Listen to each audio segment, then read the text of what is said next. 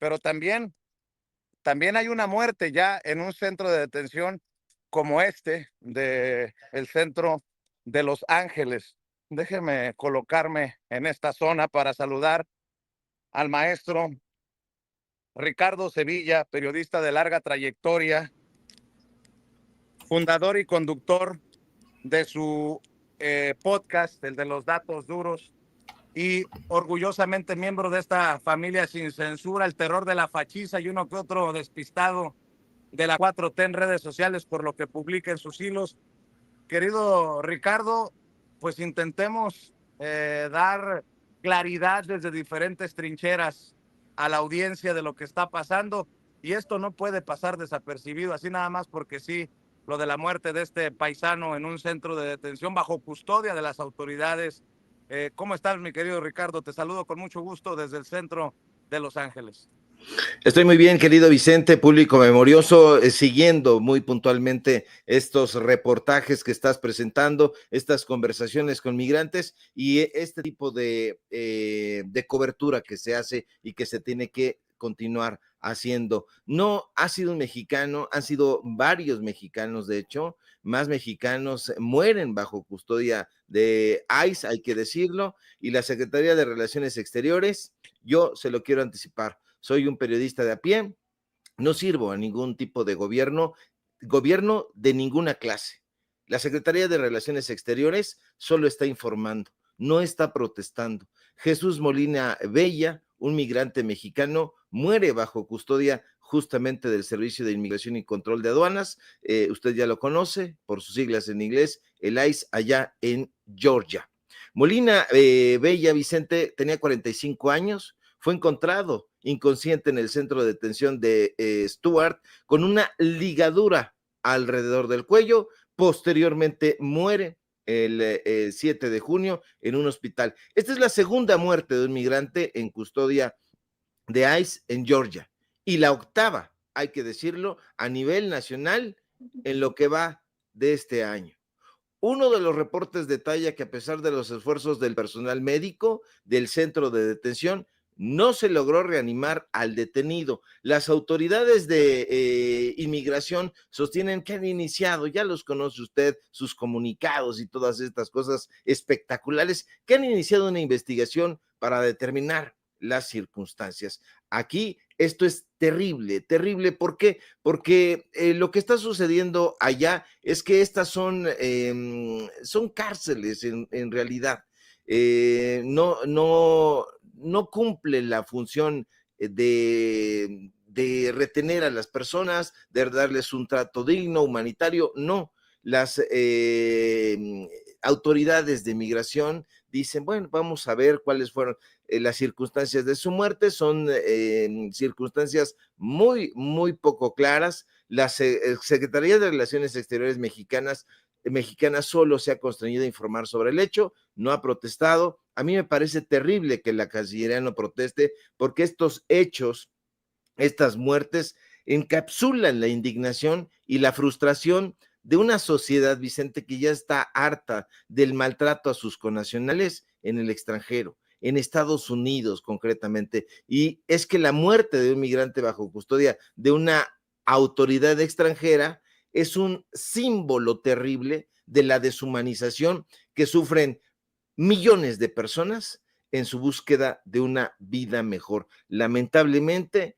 los migrantes, los hermanos, las hermanas migrantes, una vez que son detenidos, son reducidos a un número, a una estadística, y con frecuencia, con mucha frecuencia, son privados de sus derechos humanos fundamentales, incluyendo, por supuesto, el derecho a la salud y, en este caso, el derecho a la vida. En teoría, se supone que la Cancillería mexicana tiene la responsabilidad inalienable de salvaguardar la integridad y los derechos de sus ciudadanos, de los ciudadanos mexicanos en el extranjero, pero eso no ha sucedido. ¿Ya emitieron un comunicado? Por supuesto que sí, pero se trata de un mero comunicado de prensa, no de un reclamo diplomático enérgico. No exigen una investigación exhaustiva e independiente. Deberían de demandar responsabilidades. ¿Por qué?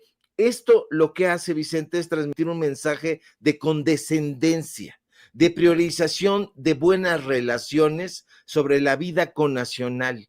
Yo he escuchado una y otra vez, es que las buenas relaciones, ¿cuáles buenas relaciones? Esto que estamos viviendo en este momento, más allá de que si es algo espectacular o no lo no habla de una buena relación bilateral, no lo es para nada. Yo no sé qué mundo estamos viendo el gobierno o el que estoy viendo yo, pero para entender la gravedad de este caso, debemos situarlo en un contexto más amplio de muertes y de condiciones que se padecen en los centros de detención del ICE, como en el que tú ahorita mismo te encuentras, porque aquí hay un patrón de muertes. Sí, la muerte de Jesús Molina Bella no es un hecho aislado. En lo que va de este año, se ha reportado al menos 8 muertes de migrantes bajo custodia del ICE allá en Estados Unidos. El propio ICE ha confirmado la muerte de 9 detenidos bajo su custodia desde el regreso de la administración Trump en enero de este año.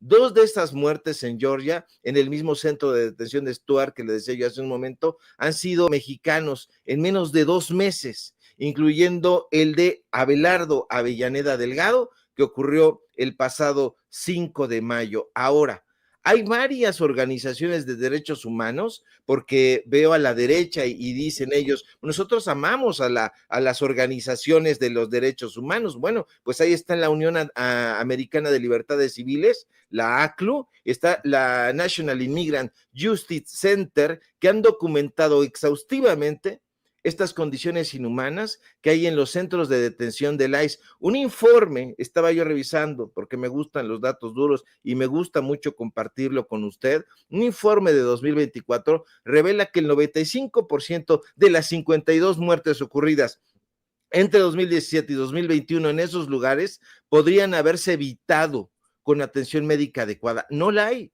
Y déjeme decirle que las denuncias incluyen negligencia médica, diagnósticos erróneos, falta de acceso a especialistas y condiciones insalubres. Y aquí hay que enfatizar que la falta de una protesta formal y pública de parte de las autoridades mexicanas alimenta esta percepción, Vicente, que la vida de los migrantes mexicanos tiene un valor secundario en la agenda bilateral. Que no se nos olvide que la mayoría de los migrantes detenidos carecen no solo de apoyo legal, sino que muchos de ellos no hablan inglés, desconocen sus derechos y provienen de entornos de alta vulnerabilidad económica y social, y eso propicia que sean presas fáciles de los abusos y de la negligencia del gobierno de Estados Unidos. Dice el gobierno mexicano que ellos no están haciendo ningún llamado a la violencia. ¡Qué bueno! ¡Qué alegría! Todos nos alegramos de que así sea, pero sí podría hacer un llamado a la protesta, o eso tampoco, porque si el gobierno no protesta, vuelve a caer en esa actitud pasiva, que es precisamente la que incentiva la continuación de este tipo de prácticas negligentes por parte de las autoridades de detención en Estados Unidos. Tenga usted la certeza, se lo digo con mucho dolor, de que el ICE continuará atropellando los derechos humanos de los migrantes mexicanos, y lo hará porque saben que después de todos los abusos y fechorías, porque son fechorías, no van a enfrentar las consecuencias diplomáticas adecuadas. ¿Por qué? Pues porque está este asunto, mi querido Vicente, pues aquí nosotros hacemos un llamado a la prudencia, un llamado a la prudencia, otro llamado a la prudencia, no alzar la voz, quédense calladitos, disuasión social, es que estamos buscando la relación bilateral adecuada. Yo afortunadamente no pertenezco a ningún gobierno, sino me debo a la gente, y estoy viendo, estoy leyendo lo que está sucediendo, estoy mirando toda la situación, cómo está sucediendo, y me duele el trato que le está dando, ya no digamos el gobierno estadounidense, sino la Secretaría de Relaciones Exteriores. Cuando yo decía que el canciller mexicano no está dando el ancho, me refería precisamente a esto. Se lamenta esta muerte, como se lamentaron otras, pero pues estamos en favor de la paz. Y ante eso, híjole, me da muchísimo escalofrío y me da muchísima pena no estar de acuerdo con lo que hace rato se apuntaba y se decía, bueno, es que nos puede quitar la visa y todo. Yo particularmente espero nunca ir a Estados Unidos, nunca, nunca en la vida. Y si van a revisar las redes sociales, señores, yo pretendo nunca visitar Estados Unidos en mi vida, y justamente porque ha sido una historia. Hagamos la revisión de la historia de maltrato y de vejación y de humillaciones en contra de nuestro pueblo, de invasiones, de saqueo, de robo, que sigue persistiendo. Pero, pues bueno, dicen los jóvenes de hoy, mi querido Vicente, se tenía que decir y se dijo.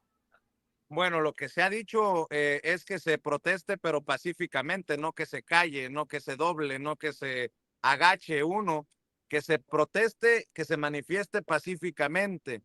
También hay que decir que hace falta un reporte por parte de la autoridad mexicana de qué trato se le ha dado a los detenidos.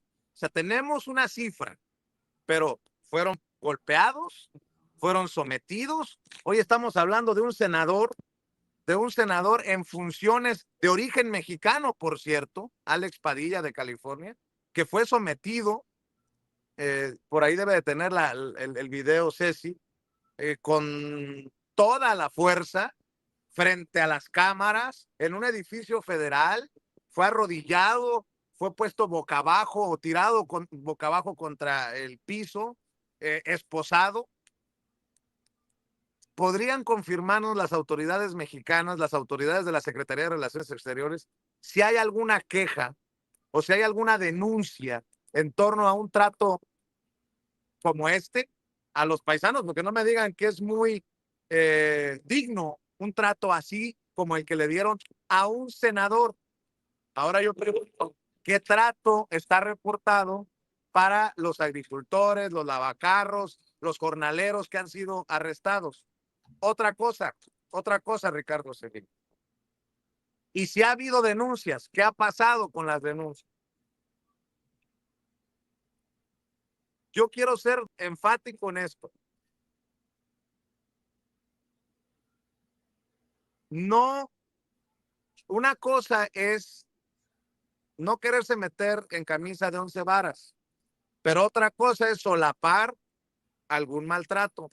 Y aquí ha quedado registrado incluso por parte de elementos de la policía de Los Ángeles bastonazos desde los caballos. No sé si tengas ese incluso un video eh, para que vean a qué me refiero. A mí sí me preocupa después de lo de Alex Padilla que no estemos definiendo, no hay una sola queja de maltrato entre los mexicanos. Ah, bueno, está bien. Si no hay una sola queja, si no hay una sola denuncia, perfecto. Pero no es lo que nos muestran las imágenes. ¿Cuántos videos hemos puesto aquí de detenciones que no son para nada, digamos, amistosas o tranquilas? Tiene el video de los bastonazos desde los caballos, si lo tiene, suéltelo.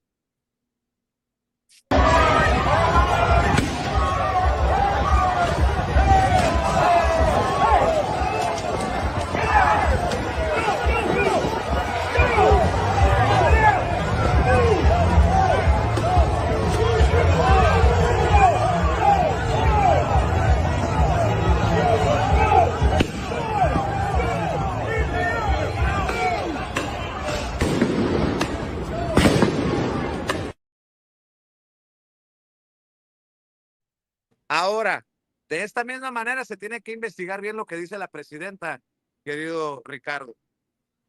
Si es que no se está moviendo una narrativa pagada, orquestada para hacer quedar mal a México ante los ojos de los ciudadanos estadounidenses o ante el mundo. Porque por ahí en TikTok surge la versión de un influencer estadounidense que dice que le pagaron una lana y porque además es muy, ¿cómo decirlo? Muy raro esto de las fotografías con las banderas y los carros quemados. Yo que estoy aquí, nadie me lo ha contado, yo que estoy aquí, les puedo decir que no es así de, ay, me voy a poner a posar y párate ahí y déjame tomarte la foto. Y porque me ha tocado preguntarle a gente con la bandera que me parece sospechoso que traigan la bandera y no la estadounidense, sino la mexicana. ¿Hablas español? No. ¿Eres mexicano? No.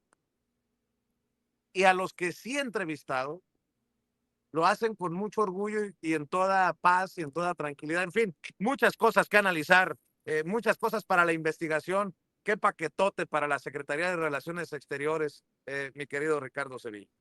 Así es, querido Vicente, esto que estamos viendo, pues hace justamente lo contrario de lo que se ha venido pregonando en muchos lugares, que hay una relación de reciprocidad, que hay una relación de respeto y que nos llevamos muy bien con el gobierno estadounidense. Eso no tratemos de tapar el sol con un dedo. Hoy la Ciudad de México está nublada y precisamente yo pensaría que en metáfora de las cosas que están sucediendo allá. Fíjate que a mí me gustaría tocar un tema que tiene que ver justamente con una publicación que hizo en redes sociales una chica morenista. Ella es Melissa Cornejo y es una publicación que ha desatado una controversia, llamémosle así, que ha trascendido las propias redes sociales, la esfera digital, y ha escalado, Vicente, hasta convertirse en un debate sobre las dinámicas de poder, sobre la libertad de expresión y sobre la soberanía nacional, justamente en el marco de estas relaciones entre México y Estados Unidos. Esto se viralizó.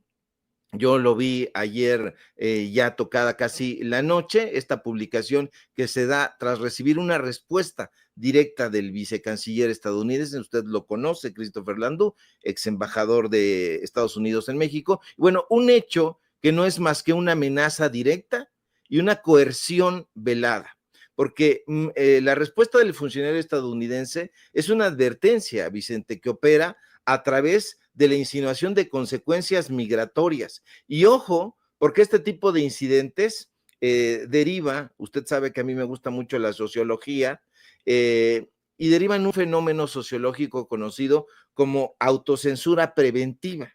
Y esto implica que los ciudadanos, que las ciudadanas, por temor a lo que pueda suceder, a las futuras represalias, que pueden ir desde la complicación de trámites migratorios hasta un escrutinio indeseado que se hace a través de las redes sociales. No te vamos a dar la visa, yo ordeno que no te la vamos a dar. Pues pueden verse obligados a silenciar sus opiniones. Y atención, esto no solo se traduce en quedarse callado, sino en no atreverse a decir por el temor de que una opinión, una expresión pueda tener un costo potencial, reduciendo justamente el espectro de la libertad de expresión y la crítica necesaria en el debate público. Y eso no tiene por qué suceder, pero lamentablemente la relación entre México y Estados Unidos, hay que decirlo también, se ha caracterizado por una marcada asimetría de poder, donde Estados Unidos ha ejercido una influencia considerable, perniciosa en la política no solamente interna, sino en la política externa mexicana. Olvídese usted que se trate de Melissa Cornejo o de quien sea. Eso es anecdótico. El medio del asunto a mí me parece mucho más alarmante porque es la posibilidad de que un funcionario de un país con la influencia de Christopher Landau pueda amedrentar a un ciudadano de otra nación por sus posturas políticas, y esto le envía un mensaje sumamente radical, no solamente a México, sino al mundo. La crítica, el desacuerdo con funcionarios estadounidenses o la simple militancia política, porque en este caso tú apuntabas muy bien, le están poniendo la lupa a los miembros, integrantes, simpatizantes de Morena o de la Transformación o del gobierno, pues esto podría acarrear el disentimiento en la pérdida caprichosa de derechos migratorios. Y eso es una barbaridad. Eso representa una violación potencial a la libertad de expresión. Si tú no te quedas callada, entonces, híjole, va a haber consecuencias como ya las está viendo. El personaje dice, fíjate nada más, dice nosotros, y yo ya di la orden directa de que te quiten la visa, pero ¿qué crees? O sea, esto habla de investigación, que no tienes visa. híjole, es una extralimitación de la autoridad que está cayendo en la arbitrariedad, el uso político del poder, esta idea de que la ciudadanía mexicana se comporte bien, que no agreda, uy, no vayan a aventar una ironía, apechuguen, no alcen la voz. A mí me parece un llamado terrible a que nos comportemos como subalternos y a que la sociedad se desmovilice. Lo que se le está pidiendo a los mexicanos es que se alcen de hombros. La indiferencia, se nos está pidiendo que asumamos una postura de resignación ante las redadas con otros mexicanos, que nos alcemos de hombros ante la persecución contra trabajadores emigrantes, ante estos fuetazos o bastonazos. O sea, nos están pidiendo que nos crucemos de brazos mientras nuestros connacionales están sufriendo en ese país. Esto es un intento de disciplinamiento social, porque la diplomacia, desde mi punto de vista, y esto no es solamente mío, sino viene de muchos análisis sociológicos, pues debería de ser la diplomacia un canal de comunicación, un mecanismo de defensa de la soberanía, de la dignidad nacional, y un silencio ante una agresión, pues valida que los funcionarios extranjeros, en este caso Christopher Landó, pueda actuar impunemente contra cualquier ciudadano o ciudadana mexicana, y esto, pues, ¿qué hace? Socava la confianza de la población en sus propias instituciones para protegerlos. Yo le pregunto a la gente, yo creo que yo se la habrás preguntado y tú también muchas veces, ¿qué confianza le tiene a la Cancillería? ¿Qué confianza le tiene a la Secretaría de Relaciones Exteriores? Hoy más que nunca se necesita una ciudadanía, no calladita, no que apechugue, sino activa, consciente de sus derechos. Pero ahí te va, pero ahí te va. Pero ¿qué me dices del uso de la fotografía que están usando para la narrativa de los mexicanos violentos? Porque eso es lo que dice la presidenta. No usemos, no avalemos la violencia. No le demos vuelo a estas imágenes que, por ejemplo, está usando el Departamento de Seguridad Nacional, que es parte de las imágenes que usa Melissa Cornejo y que lleva a Christopher Landó, como estás explicando, a dar este manotazo, pero ¿deberían de seguirse usando o no? No se deberían. A mí me parece que hay una irresponsabilidad absoluta, por supuesto. Yo no soy el defensor de Melissa Cornejo ni nada que se le parezca. A mí me parece que el meollo del asunto es un poquito mucho más complejo, porque si nosotros nos pusiéramos a sancionar como los grandes fiscalizadores de las redes sociales, nuestros primeros objetivos ya hubieran caído, que era toda la derecha, toda la ultraderecha, que usan no solamente esa clase de imágenes, sino adjetivos, descalificaciones, groserías, toda suerte de infamias. Entonces, aquí me parece que el medio del asunto es que tiene que haber una dignidad nacional,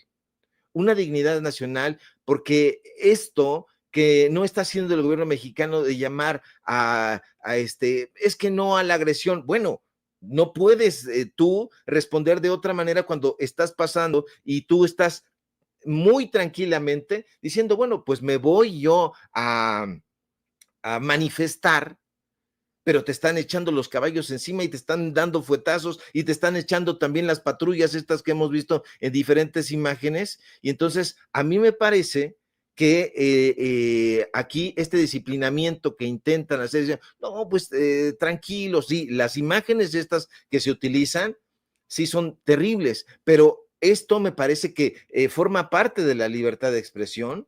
A mí me parece que forma parte de la participación cívica, que no son privilegios otorgados, son derechos inalienables que deben ser defendidos. Habrá quien se equivoque, habrá quien coloque estas imágenes, que diga lo que sea, pero forma parte de la libertad de expresión. Nosotros podemos disentir, pero imagínate nada más que un ciudadano, una ciudadana estadounidense dijera, como han dicho tantas cosas en este país, de nuestro país, como han ofendido a nuestra gente dentro del territorio mexicano, y entonces que el canciller le mandara, o cualquier otro funcionario del gobierno mexicano, le mandara un mensaje directo y público a una persona, y que la persona dijera, bueno, ya te tengo en la mira, fíjate nada más, la humillación pública, permitir que el miedo a las represalias silencie las voces críticas, Vicente, es abrir la puerta a un futuro donde el disenso es castigado y la autonomía individual y colectiva se ve comprometida. La amenaza a un ciudadano, a una ciudadana, es en esencia una amenaza a la soberanía nacional. Y algo debe quedarnos muy claros. El miedo no es una herramienta de diplomacia, sino un arma de la tiranía. De ninguna manera, creo yo, puede haber reciprocidad en la sumisión. La voz crítica es, digámoslo así, es el termómetro de una sociedad libre. Y silenciarla es condenarla a una temperatura, a la fiebre. Que no se nos olvide además, para rematar ya esto, que el fascismo es una ideología de carácter totalitario, antidemocrático, ultraconservador, de extrema derecha, pero que busca justamente esto que está haciendo Landó y otros personajes, que es silenciar las voces críticas, el disenso. Y yo creo que eso no lo podemos compartir de ninguna manera, que un funcionario de alto nivel del país, del gobierno que sea, les digan, cállense o guarden silencio porque estamos a favor de la paz. Esto no es la paz. Esto que están haciendo en contra de nuestros connacionales, de los migrantes, esto que están haciendo allá, no es, no nos llamemos al desconocimiento. Esto que están haciendo, estas agresiones, no son agresiones ya veladas. Entrar a las empresas, decía yo en el reportaje que presentamos el miércoles, ¿dónde está Grupo Bimbo? Tiene presencia ya, tienen una planta de Barcel USA, donde ellos tienen, en su mayoría de los empleados, son migrantes. No hay un solo comunicado. ¿Dónde está FEMSA? ¿Dónde está Grupo México? ¿Dónde está Cemex? Tienen una presencia en Estados Unidos tremenda y tampoco se están adhiriendo, están haciendo como que la Virgen les chifló, y a mí me parece que sí debe haber un posicionamiento. Si lo que nosotros estamos, como se ha dicho, es en una relación bilateral de iguales, lo que estamos viendo en este momento, perdóneme usted si lo cree de otra manera, yo lo veo distinto. No nos estamos comportando como iguales. No veo el despliegue de migración de este país, de México, en San Miguel de Allende. No veo allá hay muchas personas estadounidenses que consumen drogas, allá hay muchísimas personas que están ilegales en este país, donde les están revisando los papeles, en San Miguel de Allende, y no solamente en San Miguel de Allende, en Ciudad de México y en otras ciudades. ¿Dónde está esa reciprocidad? No hablo de venganza, ni hablo de la ley del talión, de ojo por ojo, diente por diente, sino simple y sencillamente de reciprocidad. A ver, reestructuremos las relaciones diplomáticas de nuestro país y veamos qué es lo que nos están dando ellos y darles esa reciprocidad, pero estamos haciendo un llamado a la paz, a la no beligerancia, al apechugamiento, que a mí, la verdad, francamente, no me convence. Bueno, lo que tampoco me convence es la visión apolítica, dice el Vasco Aguirre, el director de la selección mexicana de fútbol. Ya que estamos hablando de estas cosas, hay que decirlas al chile, mi querido Ricardo Sevilla.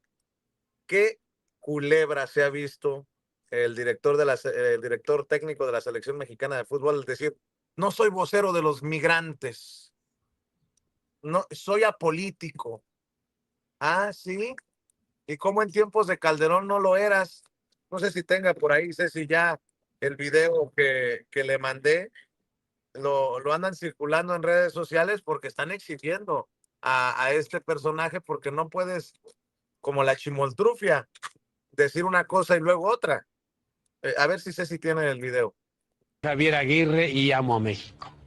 No sé si siempre lo entiendo, pero sé que siempre lo amo. Y sé que por alguna razón cada 100 años México se propone hacer algo que suena imposible. Se lo propone y lo logra. En 1810 parecía imposible que México fuera un país independiente y lo es. En 1910 parecía imposible que México llegara a ser un país democrático y llegó a serlo. Es 2010. El reloj de la historia está sonando de nuevo. Parece imposible ser el gran país seguro, próspero y justo que todos imaginamos. Pero nuevamente es hora de soñar y de actuar. Hora de decidir si queremos ser el país que se siente predestinado al fracaso o el que se sabe capaz de construir el destino anhelado. El país al que se le respeta solo por su pasado o al que todos admiran porque tienen confianza en su futuro. Es hora de asumir que el cambio requiere del esfuerzo de cada uno de nosotros.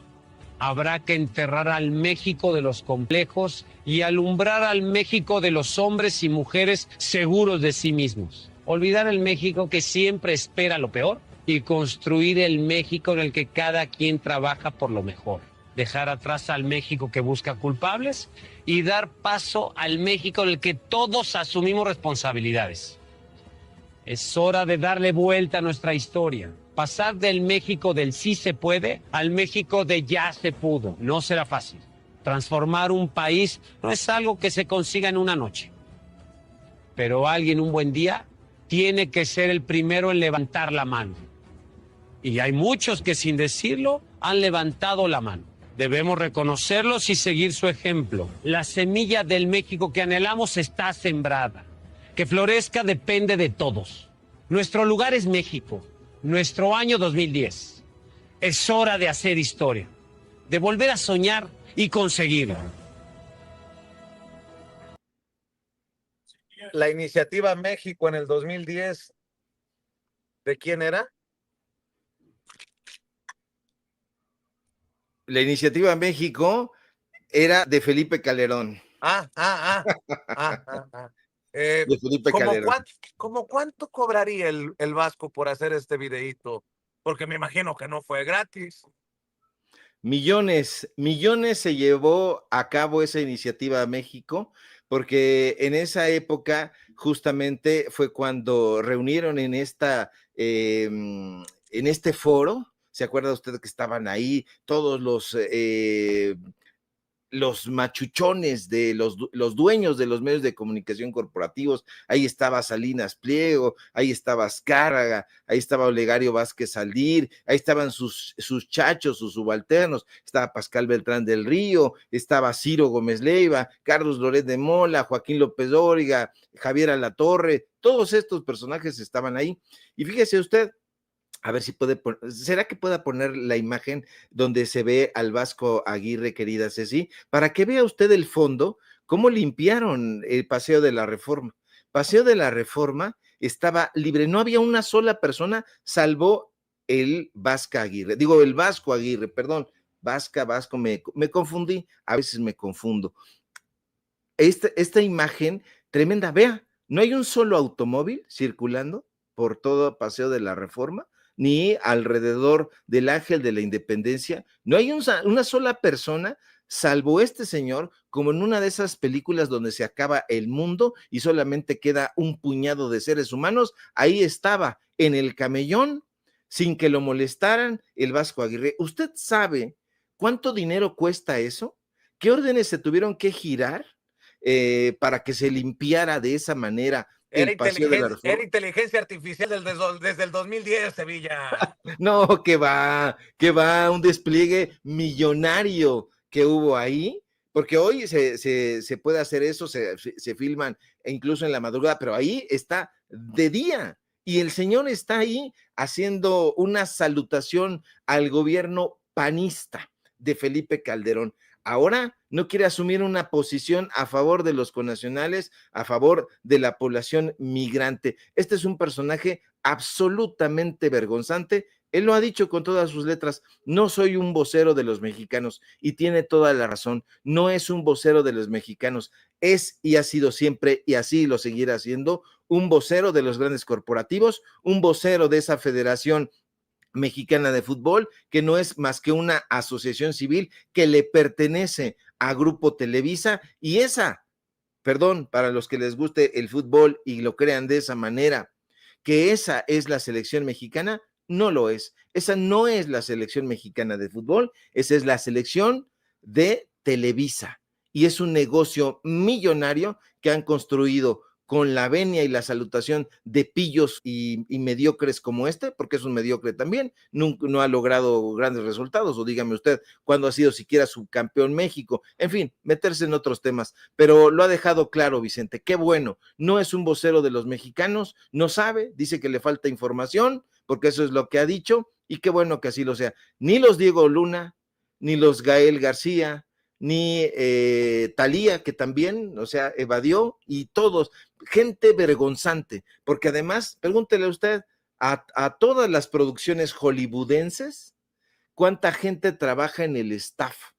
¿Y de qué origen es? Y se va a dar cuenta de que el más alto porcentaje es justamente gente de México, que si estos personajes realmente se pusieran a pensar un día sin migrantes, un día sin mexicanos, esa economía se va al fango. Maestro Ricardo Sevilla, ¿por qué no cerramos invitando a la audiencia a tus esfuerzos independientes, maestro?